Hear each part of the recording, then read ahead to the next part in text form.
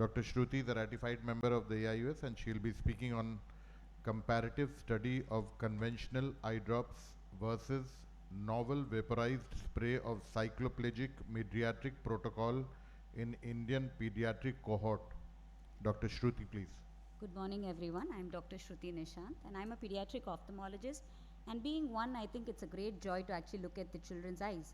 But there's a big problem that we face in and day out, and that's the fear of the eye drop in the clinic.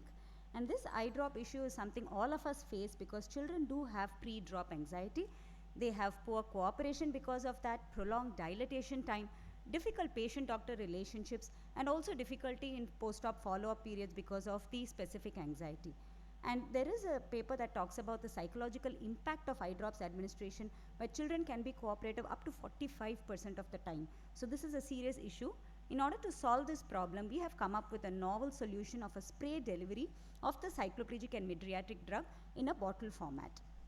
Now, this is done using a glass bottle of 15 ml that we sourced from Amazon with a medical grade plastic spray nozzle that can be easily attached in an airtight format. The drug that we used is actually the dilating drops that we normally use in our clinic. However, in a clean environment, after the ETO of the bottles and the nozzle, we take out the medicine from the bottle and then inject it into the glass bottle and then close it with the airtight nozzle. So here you can see me filling it up and using the bottle. So in order to check this out, we did a pilot study to compare the conventional eye drop versus this vaporized spray using the CTC protocol, and we wanted to do it in 3 ways. One is to compare the mydriatic effect, to compare the cycloplegic effect, and also to compare the objective and the subjective response of the child. So after ethics committee approval, we recruited 13 children with a mean age of 8 years. One eye went into control, so the child was put on drops, and the other eye was randomized to the study, which was the spray. Here you can see the spray being applied. The spray was applied 5 minutes at 5 minutes interval. The parameters that we looked at was mydriasis, cycloplegic effect, the objective response, the subjective response, and the adverse events. We looked at pupil measurements, MEM retinoscopy, Wong-Baker pain scale, and questionnaires for the other 2 parts.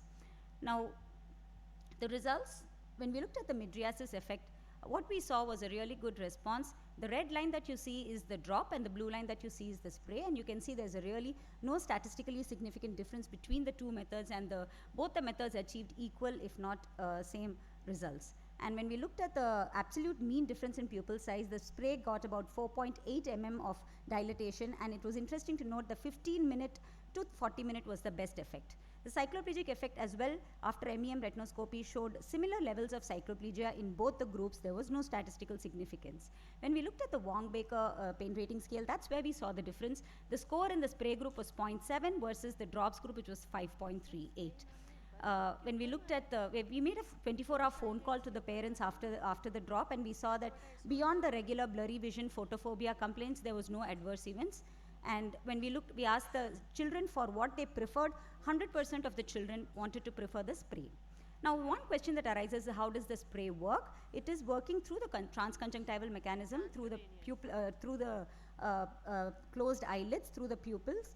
And we also went ahead and did a volume check of how much volume is being sprayed. This is thanks to Dr. Sivanyanam here. We did it at IIT Madras, and we saw that both the spray and the drop had comparable volumes to spray. And we also looked at the area, how much of spray is spread is there, and then we saw that it was 3 mm width and 5 centimeter height, which is within the brow line, so that's also done. So to conclude this, the spray method of delivery is safe, it's effective, and it's better tolerated than the eye drop. And how it translates into clinical practice is lesser anxiety for the patient and the doctor, faster OPD visit, and of course it can be used in multiple areas also, like special children and elderly adults. Thank you. Thank you, Dr. Shruti. One question. Judges, do you want to ask one question? You mean to say the ordinary eye drop solution can be converted into a spray so that it can be sprayed by just putting it in a bottle? Yes, sir. So here we just tried it out because it was a pilot study, and ethical clearance gave us only for 15 patients maximum. So we did it de novo on our own, but we are now talking with pharma companies to see whether we can bring it as a there spray are format. one or two issues in it.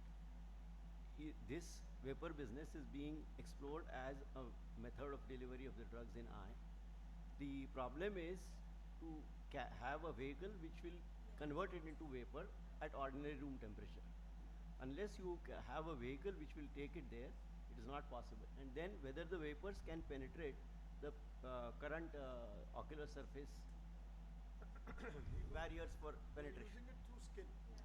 Yes, it's on closed eyelids, but the mechanism which we are proposing is through the transconjunctival route, because the stinging is lesser, but still it goes into the conjunctival region.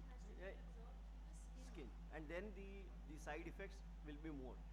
If you note, whenever you put atropine drops in a child, the first thing that you tell the parents is to put pressure on the medial Sir, canthus for so that paucity it of is time, less we'll have to